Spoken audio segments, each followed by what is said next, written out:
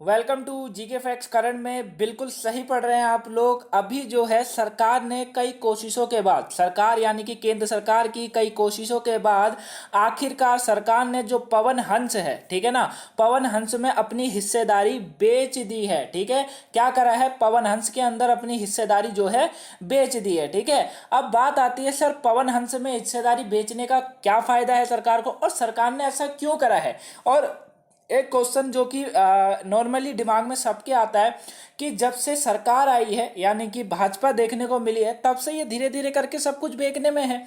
लेकिन एक बात ध्यान रखिएगा, बेचने के पीछे कारण होता है, क्योंकि कोई भी ये नहीं चाहेगा कि अपनी ही संपत्ति को बेच देना। उसके पीछे कुछ ना कुछ तो कारण होगा, तभी बेचा जाता है। ठीक है, ये बात हमेशा याद रखिएगा। इसको आगे डिस्कस करेंगे कि आखिर में सरकार ने ऐसा क्यों बेचा है।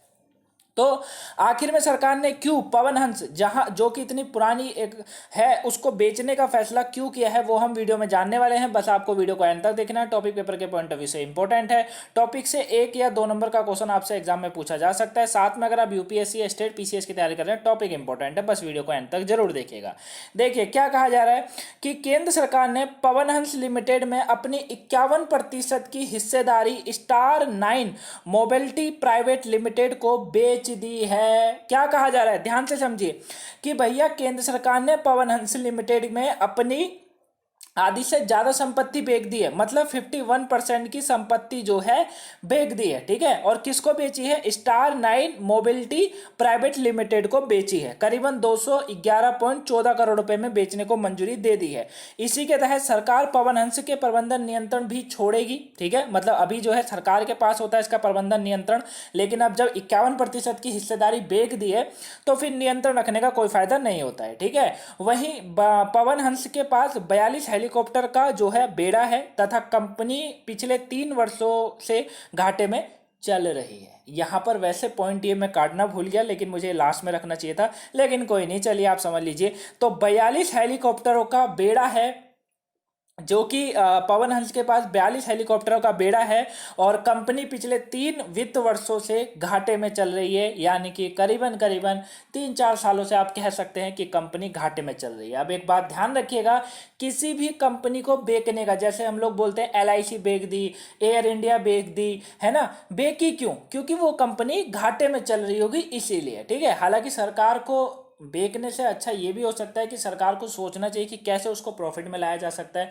क्या ऐसा करे कि उसे प्रॉफिट में लाया जाए। ठीक है, लेकिन सरकार है अपनी तरफ से सोच रही होगी, तो जाहिर सी बात है सही सोच रही होगी। तो कारण 3 वर्षों से वित्त वर्ष घाटे में जा रहा है। और जब किसी, अब आप मान लीजिए आपके पास कोई सामान है, ठीक है, कोई सामान है, अब वो सामान 3 सालों से घाटे पे चल रहा हो, या 4 सालों से मैं बोल दूं आपको, जहां आपके 10 रुपए आपको रोज को मिलते होंगे उससे, लेकिन अब मिलते ही नहीं है, या आपको माइनस में जा रहा है, उल्टा उसमें जो है खर्चा होता है, तो आप क्या करेंगे, उसे बेचना ही चाहेंगे ना, कि यार बेच देता हूं चलो, है ना, क्या काम के। तो इस तरीके से सरकार जो बेचने का निर्णय होता है वो सरकार का कुछ इसी तरीके से होता है। ठीक है, अब 3 कंपनियों ने इसमें बोली लगाई है। क्वेश्चन आता है कितनी कंपनियों ने बोली लगाई, 3 कंपनी। देखिए कौन कौन सी कंपनी है, ध्यान से समझिएगा। पवन हंस की 51% हिस्सेदारी की बिक्री के लिए आरक्षित मूल्य 199.92 करोड़ रुपए तय किया गया है। ठीक है ना, और सरकार को पवन हंस की बिक्री के लिए 3 कंपनियों से बोलियां मिली थी। इसमें से स्टार 9 मोबिलिटी ने 211.14 करोड़ रुपए की बोली के साथ सबसे बड़ी बोली करता ये बनी थी। मतलब जो स्टार 9 है उन्होंने सबसे बड़ी बोली लगाई इसमें, क्योंकि 199.92 करोड़ रुपए की बोली स्टार्टिंग थी, लेकिन मोबिलिटी जो है उन्होंने 211.14 करोड़ रुपए की बोली लगाई, साथ ही बड़ी बोलीकर्ता के रूप में ये उभरी।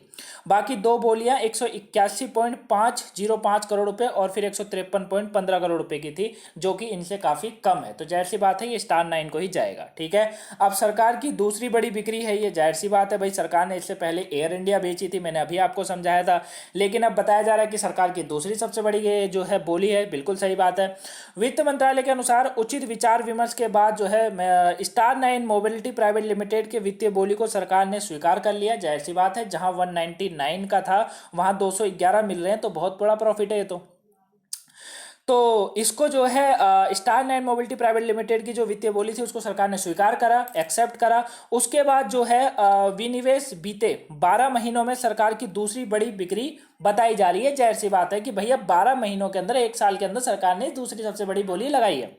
ठीक है, सरकार ने इससे पहले इस साल जनवरी में एयर इंडिया की हिस्सेदारी टाटा ग्रुप को बेच दी थी, टाटा ग्रुप ने खरीदी थी। मुझे ये बहुत अच्छा लगा था, मुझे ये बहुत अच्छा लगा था कि ये जो एयर इंडिया जो कि बहुत पुरानी हमारी जो एयरलाइंस थी उसको जो है टाटा ग्रुप को बेचा। ये सबसे अच्छा लगा कि अपनी ही देश में बिकी, कोई कहीं नहीं बिकी, किसी विदेश कंपनी ने नहीं खरीदा, अपने ही देश के अपने ही व्यक्ति ने खरीदा। बहुत अच्छा लगा। और टाटा ग्रुप की बात करें तो अब इनके बारे में तो क्या कहना, शब्द कम पड़ जाते हैं कहने में, है ना। तो एयर इंडिया की जो हिस्सेदारी वो टाटा ग्रुप ने खरीदी थी। और लेकिन अब ये दूसरी सबसे बड़ी जो है एक बोली बताई गई है जो कि पवन हंस की है, ठीक है। तो आई होप आप इसको समझ गए होंगे। अब पवन हंस में केंद्र सरकार की हिस्सेदारी वैसे मैंने समझा ही दिया है। पवन हंस में केंद्र सरकार और oil and natural gas corporation का संयुक्त उपक्रम है, ठीक है ना। इसमें सरकार की 51% और ओएनजीसी के पास 49% की हिस्सेदारी थी। लेकिन सरकार ने 51% की अपनी हिस्सेदारी बेच दी। ओएनजीसी यानी कि जो oil and natural gas corporation है उन्होंने अभी तक नहीं बेचा। तो कुल मिला के सरकार का इसमें जो था केंद्र सरकार का इसके अंदर पूरा पूरा वर्चस्व था, वो वर्चस्व अब खत्म हो गया है। अब बात आती है, हालांकि मैंने तो समझा ही दिया स्टार्टिंग में, अब बात निकल कर आती है कि सर बेचने का कारण क्या है। 3 सालों से, ठीक है मान लिया 3 सालों से कंपनी लॉस में जा रही थी, तो क्या कोई ऐसा उपाय नहीं है कि मतलब लॉस से लाया जा सके। देखिए ऐसा हो तो सकता है, ऐसी कोई बात नहीं है, क्योंकि जब कोई कंपनी खरीद रही है, एक बात बताइए आप मुझे, एक बात बताइए, जब आपसे कोई सामान कोई खरीद रहा है, उसको पता है कि वो अच्छा खासा चल रहा था, फिर उसके बाद उसमें नहीं बिक्री हो रही होगी, इसलिए कोई बंदा बेच रहा है, लेकिन उसके बाद भी वो बंदा उसे खरीदता है। क्यों? क्योंकि उसको पता है कि मैं इसको रीडेवलप कर सकता हूँ, मतलब मैं इसको दोबारा से जो है उजागर कर सकता हूँ, दोबारा से मैं इसको ठीक कर सकता हूँ, है ना। तो ऐसा इन चीज़ों में भी हो सकता है। ऐसी तो कोई बात नहीं है कि एयर इंडिया बेची, अब टाटा ग्रुप ने खरीदे, तो क्या अब टाटा ग्रुप क्या उसको लॉस में डालेगी और नहीं, उसको उभारने की कोशिश करेगी। हो सकता है कल को एयर इंडिया सबसे बड़ी एयर इंडिया बन जाए, है ना, क्योंकि भाई कुछ भी हो सकता है। वैसे पवन हंस का है, जब स्टार 9 ने खरीदे, क्या पता स्टार 9 का क्या विचार है उसको लेकर। अब 51% हिस्सेदारी, अब स्टार 9 किस तरीके से कार्य करेगी, वो सब चीज़ें, ठीक है।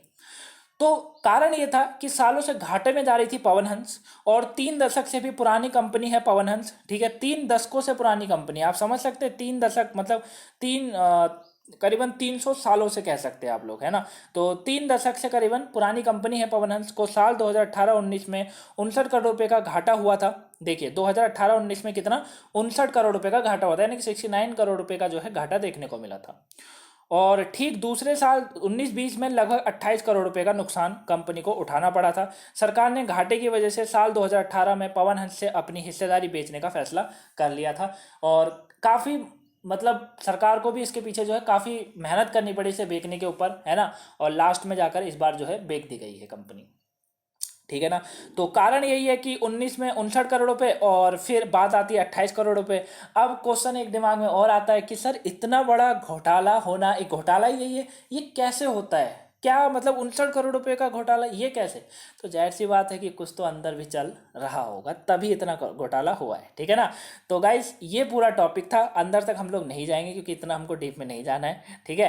फिर कभी समझेंगे इसके बारे में। बाकी जो इंपॉर्टेंट था वो मैंने आपको समझा दिया है। अगर इसके बाद भी आपको कोई डाउट होता है या आपका अपना कोई क्वेश्चन होता है तो उसे कमेंट बॉक्स में कमेंट करके जरूर पूछेगा, वहाँ आपको आंसर मिल जाएगा। पीडीएफ का लिंक डिस्क्रिप्शन बॉक्स में आप डाउनलोड कर ही सकते हैं, ठीक है। साथ में अगर अभी तक वीडियो को लाइक नहीं करा हो तो आप अपना काम करिए, वीडियो को लाइक करिए, चैनल पर नए सब्सक्राइब करिए, वीडियो को शेयर कर दीजिएगा गाइस, ताकि और भी लोगों को पहुंच सके वो आज के इस टॉपिक को जान सके। मिलेंगे नेक्स्ट वीडियो में, तब तक के लिए thank you for watching guys. अगर आपने वोकैबुलरी वाली क्लास और जो है टॉपिक नहीं देखा हो करंट का, देख लीजिएगा, पेपर के पॉइंट ऑफ व्यू से इंपॉर्टेंट है। मिलेंगे नेक्स्ट वीडियो में, तब तक के लिए thank you for watching guys, have a nice day, thanks for watching. और 9 के स्टडी वाले चैनल पे वीडियो जल्दी आ जाएगी, अगर आपने सब्सक्राइब करके रखा है उसको, तो सब्सक्राइब नहीं करा सब्सक्राइब कर लीजिएगा, आपको लिंक मिल जाएगा डिस्क्रिप्शन बॉक्स में, या फिर आप नीचे चैनल पे भी जा सकते हैं, वहाँ भी मिल जाएगा, ठीक है। तो सब्सक्राइब कर लीजिएगा, वीडियो मिल जाएगी। Thank you for watching guys, मिलेंगे नेक्स्ट वीडियो में।